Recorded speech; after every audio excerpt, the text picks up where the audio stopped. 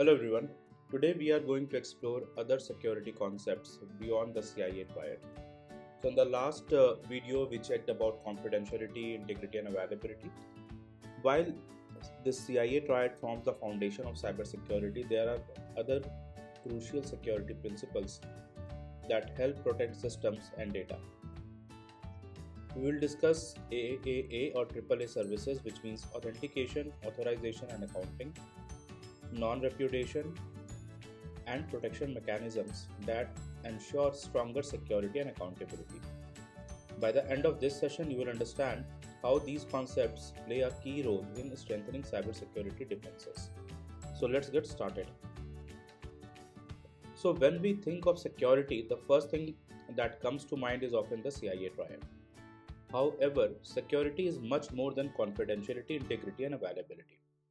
To truly secure systems, we must also focus on identification, authentication, authorization, auditing, accountability, non-repudiation, and protection mechanisms.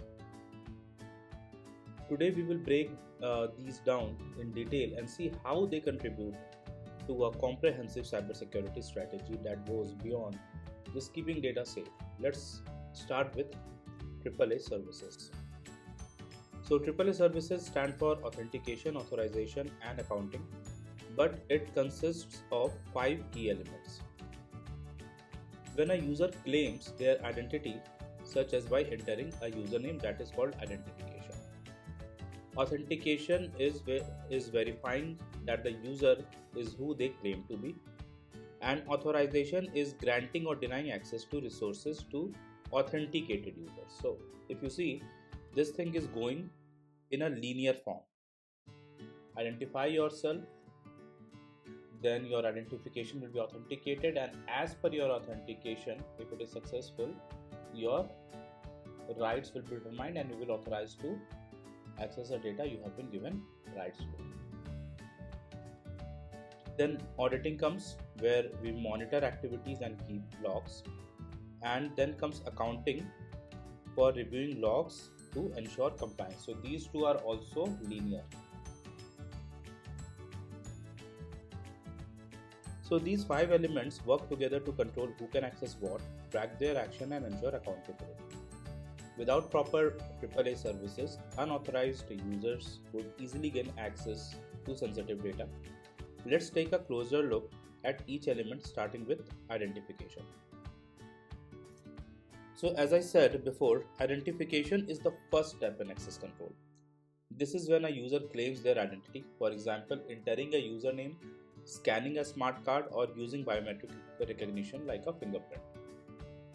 However, identification alone does not prove identity, it just claims it.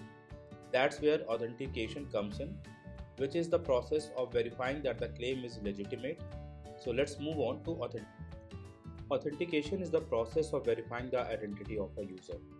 It ensures that the person or system trying to access resources is actually who they claim to be. There are 5 authentication factors. One is something you know, like a password or PIN. Then something you have, like a security token or a smart card. Something you are, like a fingerprint or a facial recognition. Somewhere you are, like based on location. And then something you do, like your keystroke patterns. Then multi-factor authentication comes into play, which combines 2 or more factors out of these 5, right? And that is the best way to ensure strong security. If we rely on password, we are vulnerable to attacks like phishing and credential theft. Once a user is authenticated, the next step is authorization. Let's discuss that next. Now, authorization is about determining what an authentic user is allowed to do. Even after logging in, users should have access to what they need. There are different access controls models used to enforce authorization. One of them is DAC, or discretionary access control. Here the owner decides who gets the access. The next is mandatory access control, which is used in high security environments like the military.